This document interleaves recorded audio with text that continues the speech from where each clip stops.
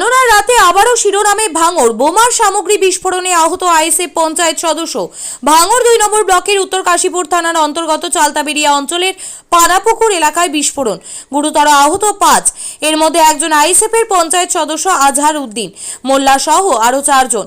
Police সূত্রে খবর, পানাপুকুর এলাকায় বোমা বানানোর সময় বোমা তৈরি সামগ্রীতে বিস্ফোরণ ঘটে, এমনটাই মনে করছেন পুলিশ। আহতদের উদ্ধার করে জিরানগাছা প্রাথমিক স্বাস্থ্য কেন্দ্রে চিকিৎসার জন্য নিয়ে আসে পুলিশ। অবস্থার অবনতি হওয়ায় 5 জনকেই কলকাতার এসএসকেএম হাসপাতালে রেফার করে, তার মধ্যে একজনের অবস্থা আশঙ্কাজনক। ঘটনাস্থলে পড়ে রয়েছে বেশ কিছু বোমা সহ বোমা তৈরির সরঞ্জাম। ঘটনাস্থলে কলকাতা পুলিশের CP2 এবং ভাঙড় ডিভিশনের ডিসি সৈকত ঘোষ ও উত্তর কাশীপুর থানার ওসি অমিত কুমার চ্যাটার্জি সহ উত্তর কাশীপুর থানার পুলিশ। ঘটনাস্থলে নামানো হয় ডগ স্কোয়াড সহ বোম স্কোয়াডের আধিকারিকদের।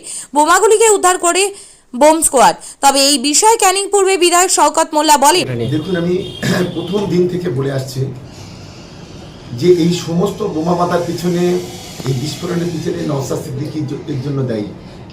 আমরা বারে বারে বলে আসছিলাম এবং সেটা দিনের পর দিন প্রমাণিত হয়েছে। ভোটের 2 দিন আগে আমাদের পঞ্চায়েত সদস্য রফিকের উপর বোমা চার্জ, ছেলেটা এখনো মৃত্যুর সঙ্গে পাঞ্জা লড়ছে।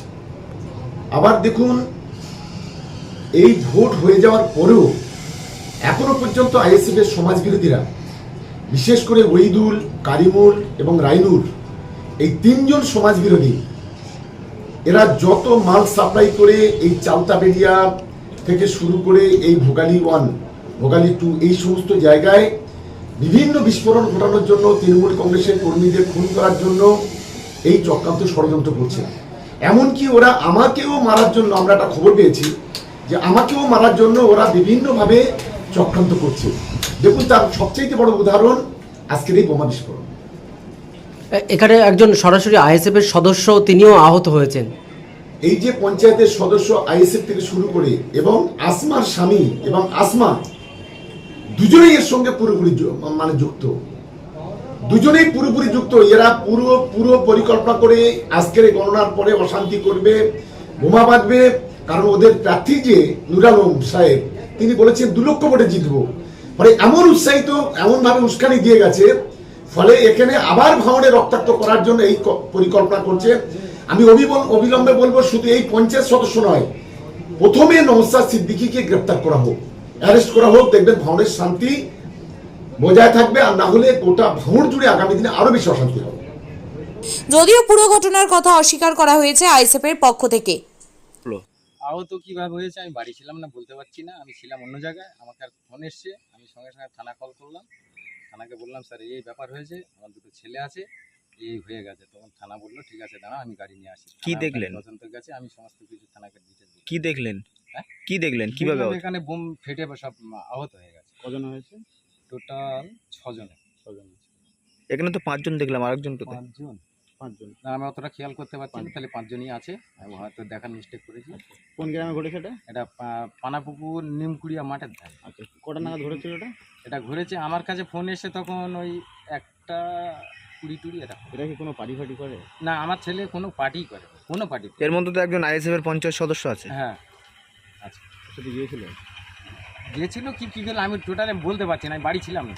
আমার কাছে ফোন এসে, যেহেতু আমি হসপিটালে চলে এসেছি সঙ্গে সঙ্গে। কিভাবে এই দুর্ঘটনা বলে মনে করছেন? দুর্ঘটনা আমার তো মনে হচ্ছে এরা বলছে যে বোম আমাদের মেরেছে, কিন্তু এই বিষয়টা এখন আমি তদন্তবাদী, কারণ এখানে আমার ভালো করে জিজ্ঞাসাবাদ করতে দিচ্ছে না। কিন্তু পুলিশ সূত্রে যেটা জানতে পারছি নাকি বোমা বানানোর সময় এই বিস্ফোরণ ঘটেছে। তা আমি ঠিক বলতে পারছি না, আমি ছিলাম না, জানি না, আমি বলতে পারছি না।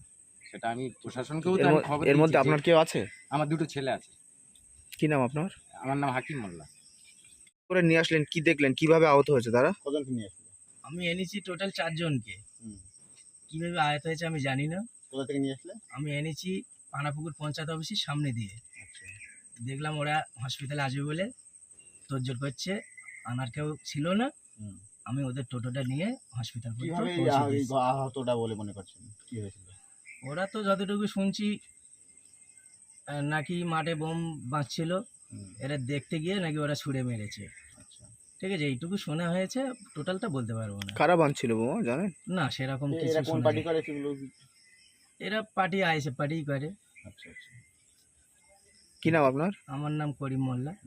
বেশ কিছু দেখছেন দিদি সকালবেলা? সকালবেলা উঠে দেখছি আমাদের সব চাষির মানুষ সব মাঠে গেছে, আর এই মাঠ থেকে এসে বলছে সব মাঠে সব পুলিশ টুলিশ রয়েছে, অনেক সব উঠে পড়ো, দেখো সব কারা রয়েছে, এরকম সব মানে আমাদের। কি শুনেছেন কি হয়েছে মাঠে? ও মাঠে এসব পুলিশ নাকি সব বোম বেঁধেছে, বোম বাস্টিং করেছে, কে ঝলসে গিয়েছে। তাই পুলিশ এসছে? হ্যাঁ। কখন হয়েছে এটা জানেন আপনারা? না, আপনাদের তো ঘরের পিছনে, জানেন না? না আমরা সব জানি না। আমাদের চাষিবাসী মানুষ, তো চাষিবাসী মানুষ, আমরা শুয়ে পড়ি রাত 10টা 11টা পর্যন্ত, আমরা কিছু বলতে পারি, তারপরে আমরা কিছু বলতে পারি না। এটা কোন গ্রাম? এটা পানাপুকুর, ভাঙড় পানাপুকুর। এখানে তো বোমা বানাতে গিয়ে বোমার সামগ্রী বিস্ফোরণে 5 জন আহত হয়েছে, আপনাদের আইএসএফ এর যে পঞ্চায়েত সদস্য আজাদ সহ। আমরা বলতে পারবো না। কি নাম আপনার? আমার নাম জয়ন্তী ঘোষ।